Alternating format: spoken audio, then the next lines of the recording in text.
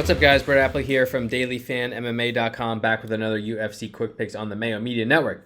We have UFC Charlotte this weekend.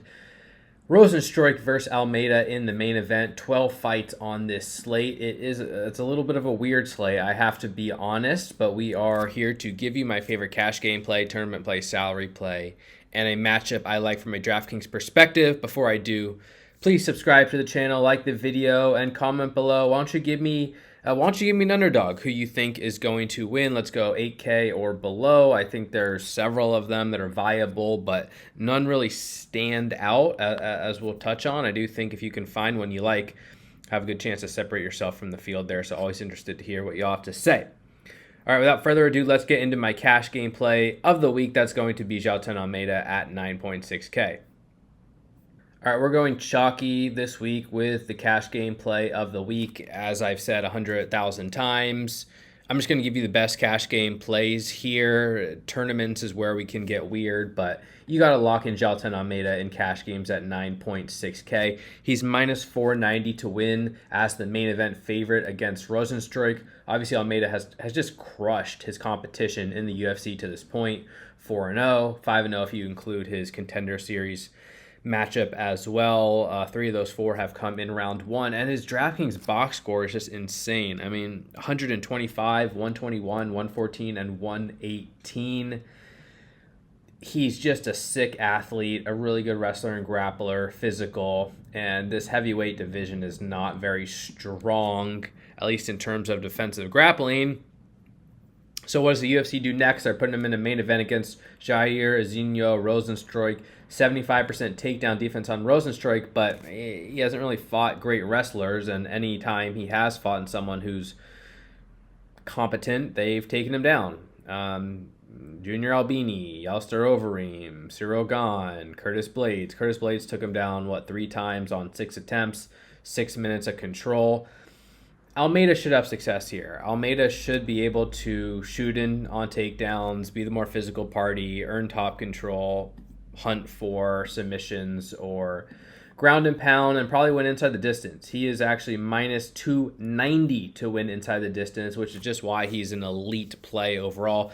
A great style, 2 target from a DraftKings perspective, 5 rounds to work with, and a sick inside distance line too. The issue is that we haven't really seen him in extended matchups. We haven't really seen him face adversity. So if Rozenstruik can just survive, extend this fight, maybe he can get stand-up exchanges where he should be the more competent kickboxer, and maybe he'll have a chance at a knockout. I don't totally hate a dart throw on Rozenstruik at 6.6K, but from a cash game perspective, Almeida's the guy. 9.6K, he needs to be in your lineups. Okay, moving on to my tournament play of the week. I'm going to go with Natan Levy at 9.1K. He's going to be one of a few pivots off Almeida in the top end. And I really like him for tournaments because, A, he fights with a style that has scored very well from a DraftKings perspective. He's kind of like a karate guy, and I don't really trust his striking, to be honest. But he's landed 6, 9, and 3 takedowns in his last 3 fights.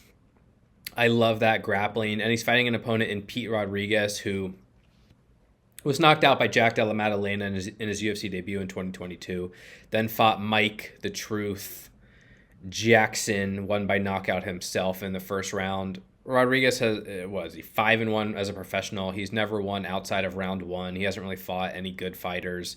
The one guy he fought that was a solid opponent, Jack Della Maddalena, beat him in a round. And there's just no reason to believe he can win an extended matchup. Question marks about his ground game. And so Levy has this combination of decent fighting style and weak opponent. And Levy's already scoring very, very well. 96 and 120 in his 2 UFC wins, both of which came by decision. He's now plus 100 to win inside the distance, and I think if the fight goes into this round 2, I'd probably favor him to get the fight to the ground and find a finish. So 9.1K, is he a better play than Almeida straight up? Not necessarily, but you're getting $500 in savings there. Good fighting style, good matchup, more affordable price tag, and I think a lot of upside. I'm willing to target Levy personally in tournaments. He's going to be my tournament play of the week at 9.1K. All right, my salary play of the week here. I'm going to get a little bit weird. I'm going to go with Chase Sherman at 6.8K, which I just don't feel great about, to be honest. But the hope is that this is a somewhat binary matchup in the sense that Williams is a wrestler, a grinder, who's going to want to land takedowns, control Sherman, win inside the distance. And if the fight plays out on the feet, Sherman is more of a boxer, a volume boxer. That's where he has success, and he could have the advantage. Williams coming off a fight when she landed 8 takedowns and 13 takedown attempts, scored a ton of points on DraftKings. He can mimic that here. I think Williams is a great tournament pivot off Almeida as well. But if he fails to wrestle or chooses not to wrestle, the fight plays out in the feet. Sherman at 6.8K saves you a ton of salary. It's a heavyweight boxing matchup. He could have success.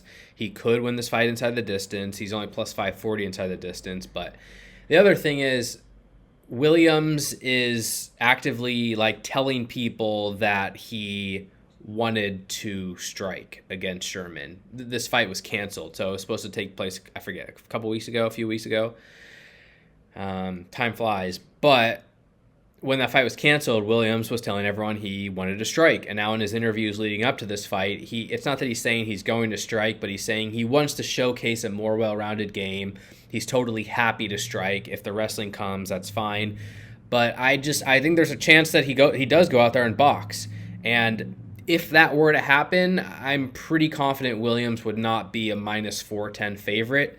So yes, I do like Williams. I think he will wrestle most likely. I think he's a great tournament option with upside, a great pivot off Almeida.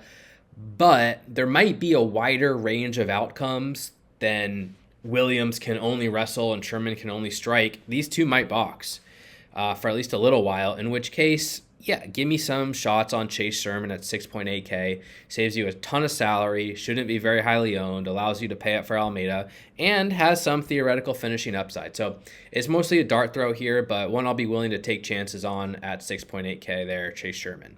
All right, finally, my matchup of the week. I'm going to go with Johnny Walker versus Anthony Smith in the mid-range there. It is minus 110 on both sides. Walker's priced at 8.2K. Smith is priced at 8K. This fight is minus 400 to end inside the distance. Clearly, that's why I want to target it. If we're expecting a 20% implied probability that the fight doesn't end inside the distance, we get a random decision, this fight's going to bust. I mean, these guys are not going to produce much offense per minute, and that is the downside here. That is the risk. And so it's not like if you're playing 100 lineups, you have to go 100 out of 100. I do think these fighters will be popular, but also both are so inconsistent and just not great, to be honest. But there's a ton of upside. I mean, Johnny Walker has 6 wins in the UFC. All 6 wins have come in round 1. He is a knockout threat. Anthony Smith just got knocked out by Magomed Ankalaev. He was knocked out by Glover Teixeira. He's been dropped many, many times throughout his career, so I definitely think Walker has knockout upside there at 8.2K. Plus 130 to win inside the distance. That's a very good number. You should have exposure to Johnny Walker. Maybe I lean toward Anthony Smith winning. It's hard to say. I go back and forth. Smith is just better in extended fights. He's probably a better submission grappler. Walker has a terrible, terrible chin as well. Walker knocked out by Jamal Hill, knocked out by Corey Anderson, and has been knocked out in the regional scene. Knocked down twice by Ryan Spann in a fight he ended up winning. So I definitely think Smith can also win by first round knockout. Smith also probably has more grappling equity, also probably the better fighter if it goes the distance. 8K plus 150 to win inside the distance. I think Smith is a very, very good option as well. I just really don't trust the durability on either side here. So that's, I guess, the positive and the reason why minus 400 to end inside the distance makes sense. Mid-range targets, if we do get that finish at 8.2K and 8K, we're going to see this winner contend for the optimal lineup. So ultimately, it's most important that I do have the winner on my lineups. So I'll aim to be fairly high on the fight matchup as a whole, probably fairly split between my exposure, and if you want to lean toward either side, that's fine. I gravitate a little bit towards Smith, though I think Walker probably has the better chance to win in like the first couple of minutes. So great matchup to target from a DraftKings perspective.